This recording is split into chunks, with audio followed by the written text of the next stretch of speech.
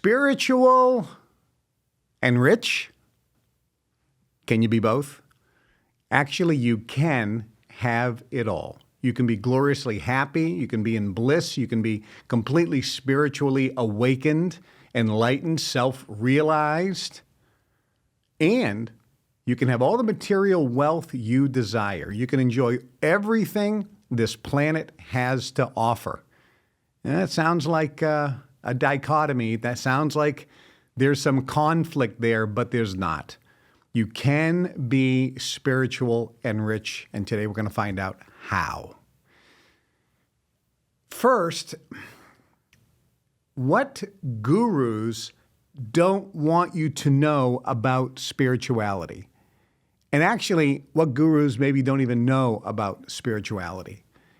First off, let me explain what spirituality is. Years ago, I went in to deep meditation. I quieted the mind. I slowed the breathing. And actually, my pulse almost looked like I was dead. And I left my body. I went into the higher realms, into the higher dimensions. And then I passed the veil. There's a static, pure consciousness, pure love, pure light in the static. There's no duality. There's no here and there. There's no time. There's no then, now, and tomorrow. There's no matter, and there's no energy. It's pure oneness. This is what everything emanates from. And in that place, I wrote down, channeled if you were, what spirituality is, the state that you would achieve when you're in pure consciousness. And I want to read that to you, and I want you to listen very carefully. When a being is fully conscious and aware, they transcend the illusion of the physical material world of duality. Duality is seeing everything as independent, such as me and you, a this and a that, a here and a there, where everything and everyone is separate and not connected. When a being is aware that everything and everyone is connected and essentially one, then that being becomes aware of the self, the non-physical you, the one consciousness or energy. An inner state is then attained where there is nothing to trigger irrational and uncontrollable emotions, feelings, or thoughts. No one can push your buttons because you no longer have buttons to push. You become free and liberated. Imagine being supremely confident, but not arrogant or conceited. Imagine having total knowingness that you never need to be affirmed or validated by anyone. Imagine never feeling the need to convince anyone or prove anything. Think about never needing to argue or debate anyone about anything. Dream about never having the need to feel respected, never needing to be understood, never needing to be recognized or given credit for something you did. Imagine never being affected by what someone says or does to you, or doesn't say or do. Imagine having total clarity and certainty, but remaining completely humble, while at the same time never having any doubts, fears, or worries about anything. Dream about always feeling joy inside and never being affected by external conditions, situations, events, people, or circumstances. Imagine being amused by everything and everyone, while always having an inner laugh and smile. For you actually see everyone and everything as simply an expression and an extension of the one universal consciousness that is all that is. And everything in life is just a play of that one universal consciousness. Think about how your life would be always feeling lighthearted and cheerful, without any concerns or stress, and never feeling the need to change anyone or anything in order to make you happy. Imagine being anchored in an inner state of peace, bliss, and certainty, regardless of what is happening in your life. Imagine being enlightened and self-realized. You can be this person. Kevin Trudeau. This is the state of pure consciousness and awareness. Spirituality is that state. Listen to that over and over again. That state of consciousness is exactly what spirituality is. When you are spiritual, you are liberated and free. No one can trigger you. External situations don't affect you. You are always anchored in a state of inner bliss. Outside things can make you happy or angry, but you are a witness to yourself playing the game of life and being nothing more than a person in a role in the play of consciousness, because that's what life is. It's the play of consciousness. Spirituality starts with oneness. It's not with angels and demons. It's not with being able to see in dimensions. It's not seeing energy, because all of these things are not spiritual at all in respect to oneness. Oneness is the pure spirituality.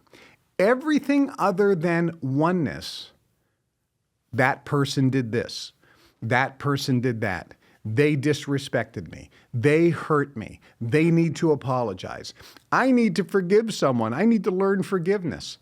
This is not, quote, spirituality, because it is the play of consciousness. You are in the world of duality. Duality is not spirituality. Duality is the play of consciousness. However, everything is spiritual, even the play of consciousness. See, what gurus talk about is they talk about the distinction between the material world and the spiritual world. And if you look at gurus, they usually look kind of funny.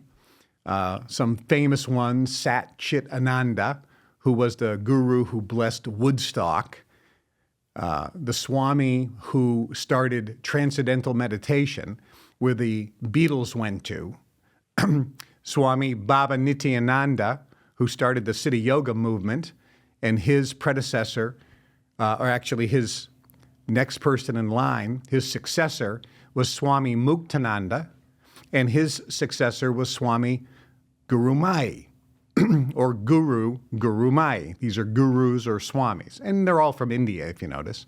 And there's many others, Krishnamurti, Osho, the list goes on. And when you look at them, you get a sense that they set up a distinction between what's spiritual and what's material. And one of the things that gurus always talk about in the spiritual world, and even in the Christian religion, in the Catholic Church and Christian religion, many of them preach renunciation.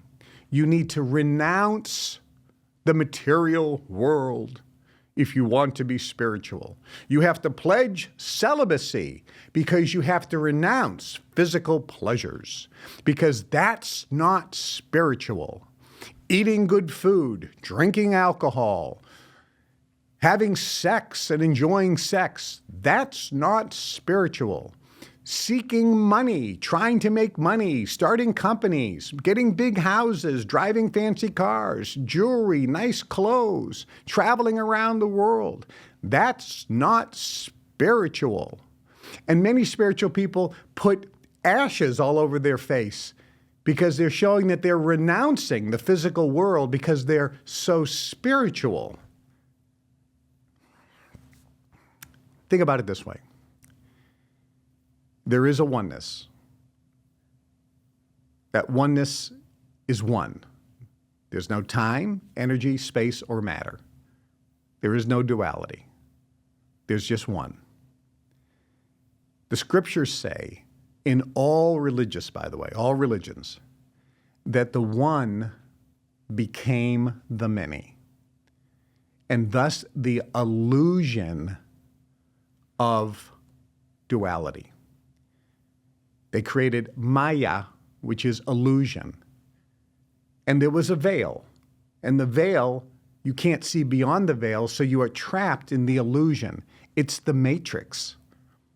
Remember that movie, The Matrix? It's the Matrix. The guy's sitting there, and he's eating a steak.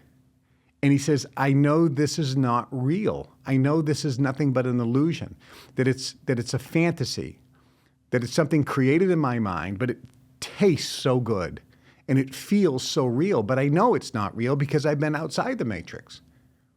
So here he was enjoying the steak, knowing that it was an illusion, knowing that it's simply in his mind, but he was still enjoying it. That's how spirituality works. That's how the universe works. Thus, the statement, show me where God is. Is God in heaven? Is God over there? Does God dwell in a house of worship? Show me where God is. The answer is, show me where God is not. This is why you can blend spirituality with materialism, spirituality with attaining things in life and enjoying the pleasures of life, the material world, the physical world. Everything in the physical world, including yourself, is an extension and an expression of the one universal consciousness, which is all things. So even though this is an illusion, even though this is a material physical world, it is an expression and an extension of pure consciousness or the oneness or love or God. There is no distinction between the physical world and the spiritual world. Everything is an extension and an expression of oneness.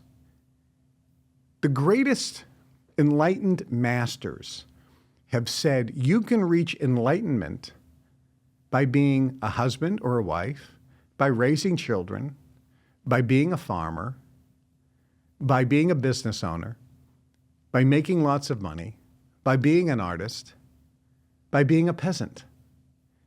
In the Mahabharata, the Indian epic, which talks about, amongst other things, the life of Krishna, there was milk maidens. They weren't educated, they were illiterate, they were peasants, absolute peasants.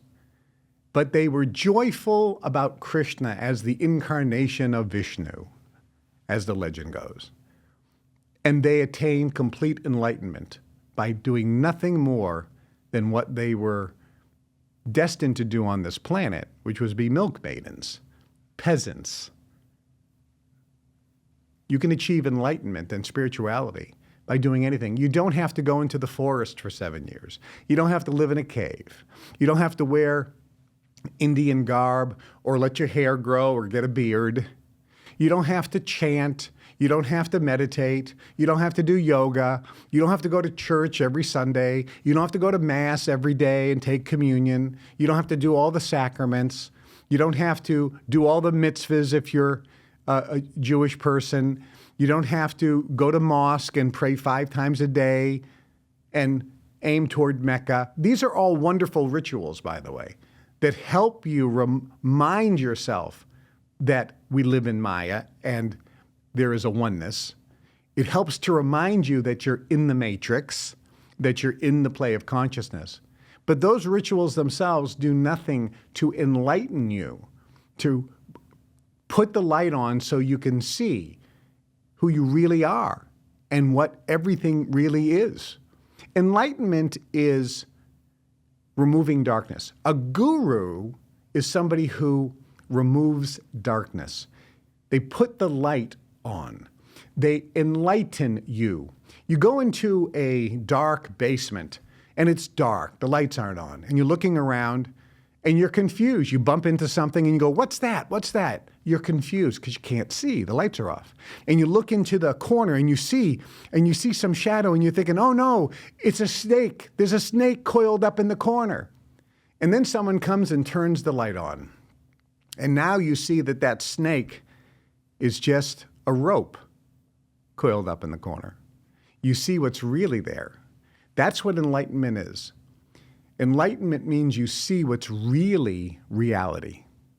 You see that this microphone is simply an expression and extension of oneness, of love, of consciousness, that it's pure God, that every material thing is simply an expression and an extension of that one consciousness where everything is connected, everything is one, there is no separation.